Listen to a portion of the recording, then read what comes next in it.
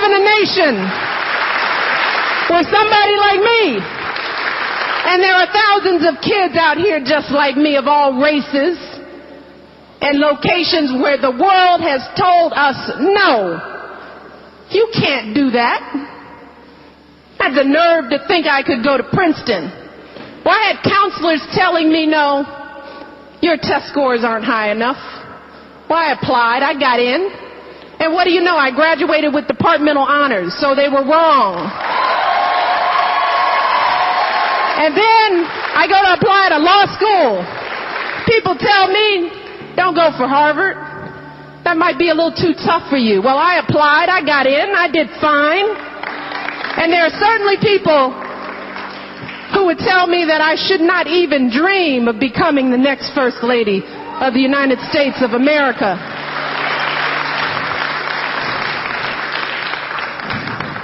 But the one thing I want young people to know out here, if you get nothing else from this race, no matter what the outcome is, do not let anybody set the limits of your dreams. No one. Because the one thing that I have learned in my life is that every time I push past somebody else's limited expectations of who I should become, and I push my way at the table that others felt so entitled to, but these folks were supposed to be so much more prepared and ready.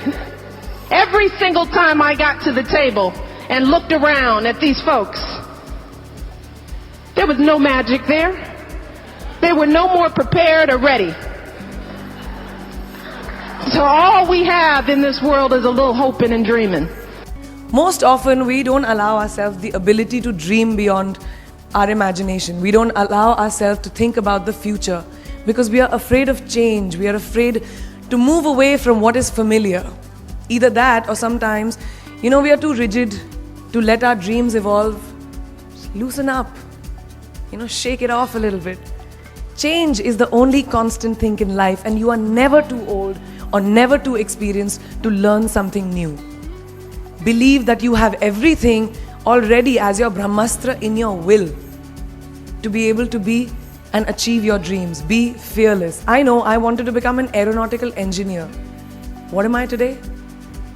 I'm an actor, I'm a singer, I'm an author, I'm a producer, I'm an artist. How did I go from becoming an engineer to all of these things? I made choices. The choices that I wanted for myself. So that is my rule number 2. Let your dreams fly. Give them wings. Be who you want to be just by being fearless. Now, opportunities. That's another important part of being fearless. They're a very funny thing, these opportunities. They don't come very often. They come far and few in between. But when they do we recognize them? Our job is to recognize them and make the most of them. I look back on all the things that I've done and I marvel at the opportunities that came my way. Miss India, Miss World, when I was in Bareilly in army school, my first film offer, my first music single, the first film I actually produced. There was never a plan, ever. More like the universe sort of guiding me towards these opportunities. All I had to do was recognize them and make sure I worked so hard that I squeezed every drop out of these opportunities. This, ladies and gentlemen, is called drive. It's called ambition. So no matter where you are in life, rule number 3 is you have never arrived enough to explore new opportunities. And there's nothing wrong with being ambitious. Ladies, listen to me.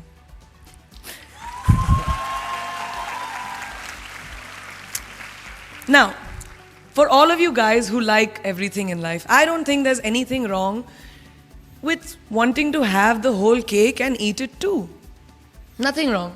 I want everything. Mujhe sab kuch chahiye. And there is nothing wrong with that. As long as you're not harming someone or doing something wrong, don't be scared to want more for yourself than you ever thought you could. I'll give you a small example. A few years ago, I was shooting a film called Dawn 2. You've heard of that, right?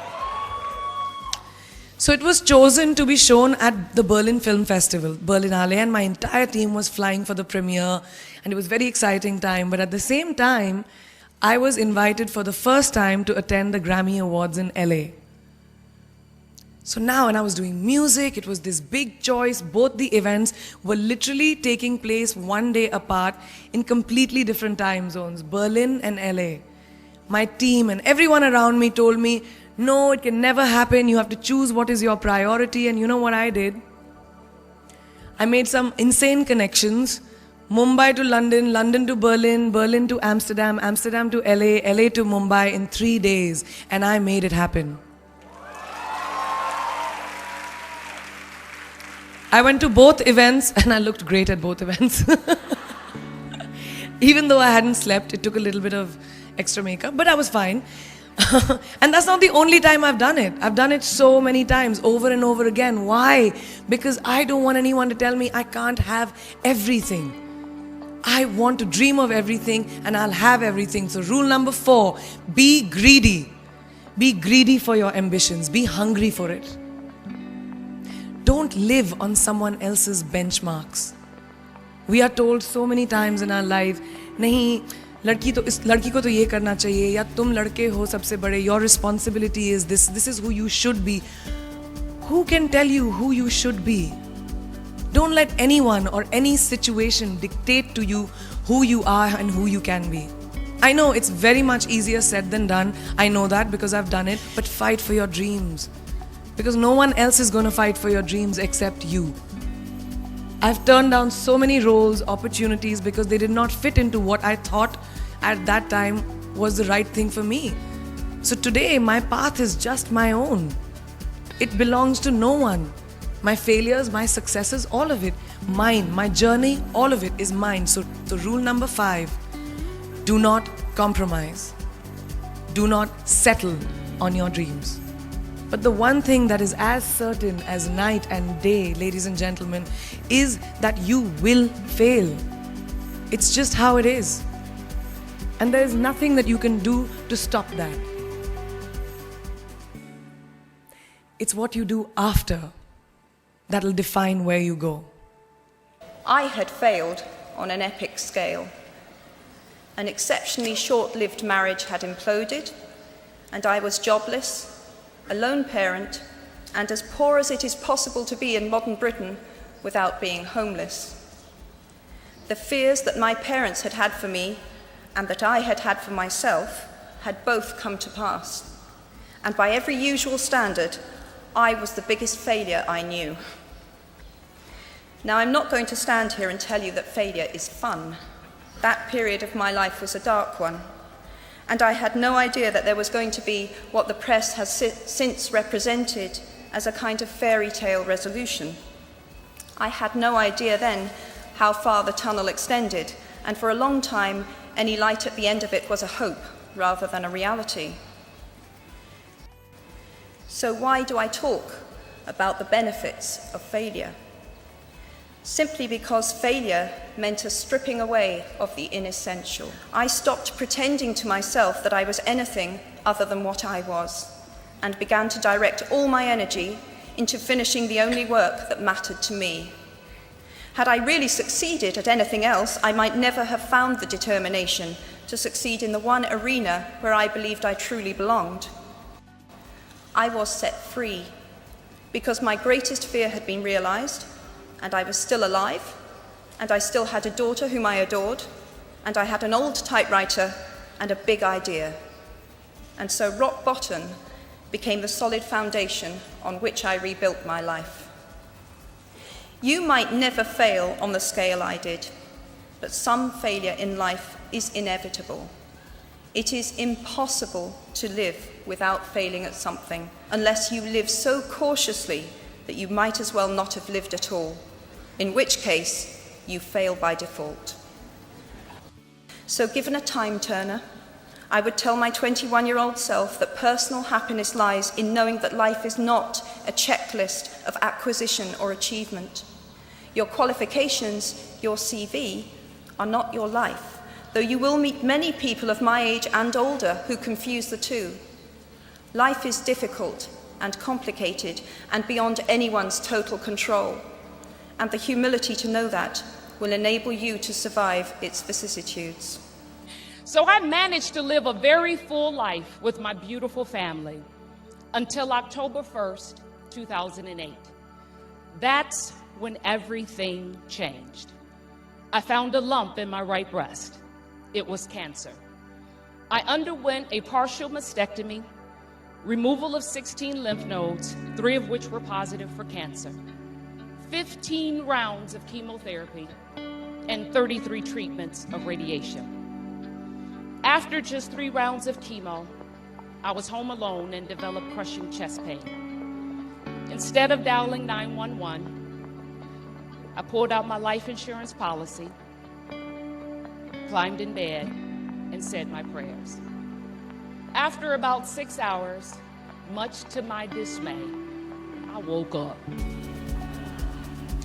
I was subsequently diagnosed with an 80% blockage of my right coronary artery. Apparently, I had been born with a heart defect where my right coronary artery was being squished between my pulmonary artery and my aorta.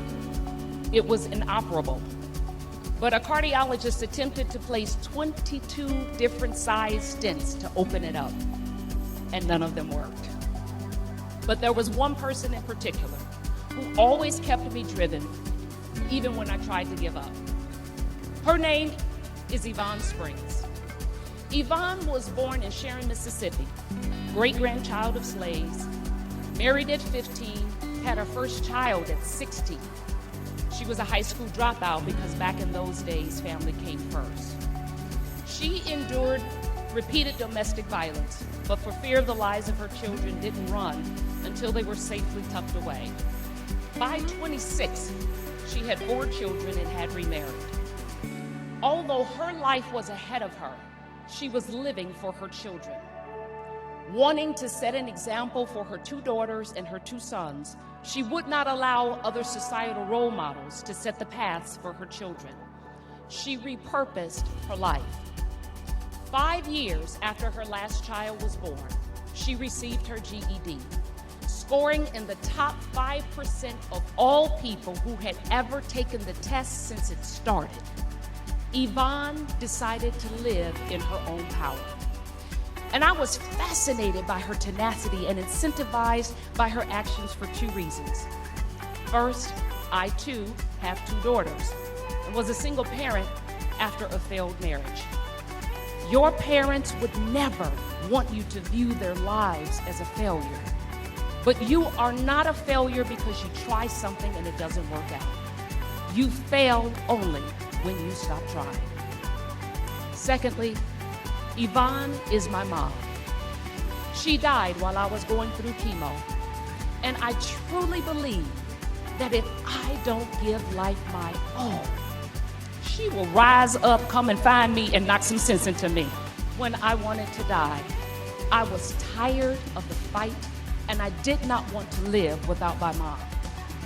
Pain can cause us to be so selfish, because in that moment, I couldn't see how my dying would cause my daughters to live without theirs. But in my mom's life, and even in her death, I was able to find my purpose. I changed my outlook, and I found that people can alter their lives by altering their attitudes. But just when I was getting back on track, lymphedema set in. The lymph nodes in my right arm had been completely destroyed between the surgery and the radiation, leaving me with permanent, severe swelling of my right arm, hand, and fingers. The swelling made performing the clinical aspects of my job impossible. The job I've always wanted since I was 2. And to add insult to injury, at the time my boss told me, "Cherie, a physician who is not clinically capable is of no value to me." I had the great pleasure of less than 1 year later of informing him that I was now the national spokesperson for the Susan G. Komen 3 Day, the world's largest breast cancer organization. Live in the present and hope in your future. It has been said that our lives are the sum of our fears. The decisions made by us daily are what helps us get to where we want to be, moving us from where we are or experiencing no change at all.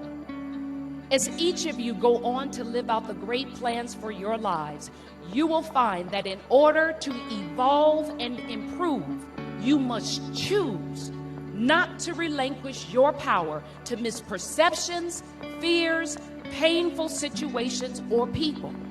Nothing can get in your way or prevent you from reaching your goal without your permission. We all want to see things get better, but where you are right this minute and at any given moment in your life does not have to disturb you. Our struggles have a way of bringing us to a point where we are forced to consider what we still have rather than what we've lost in order to bring a new path or vision into view. We are forced to recreate purpose for our lives. This recreation allows us to overcome our struggles by breathing new life into dying hope. The hope that sees the invisible, feels the intangible, and believes the impossible. When we examine why we hesitate or avoid facing challenges in our lives, we would have to admit that fear is what stands in our way. It seems that life always has a way of bringing us to a place where we need to make a fresh start. This is your new beginning, your time to get up and get on with your dream, your vision, your assignment, your life, because it belongs to you. Do today what others won't, so you can live tomorrow like others can't. Some of you will succeed because you are destined to, but most will succeed because you are determined to. Success is not a destination, but rather a journey. None of us were made for easy. Being alive entails more than mere existence. The human existence is paradoxically so frail and yet so powerful. Hooking into that power is what allows us to turn struggles into triumphs, bring visions into existence, and dreams into reality. I'm Dr. Cherie, and my prescription for life is to live. Love yourself and others. Inspire those around you. Voice your dreams and ambitions. And finally, enjoy life. May you always find new roads to travel, new horizons to explore, new dreams to call your own. God bless you.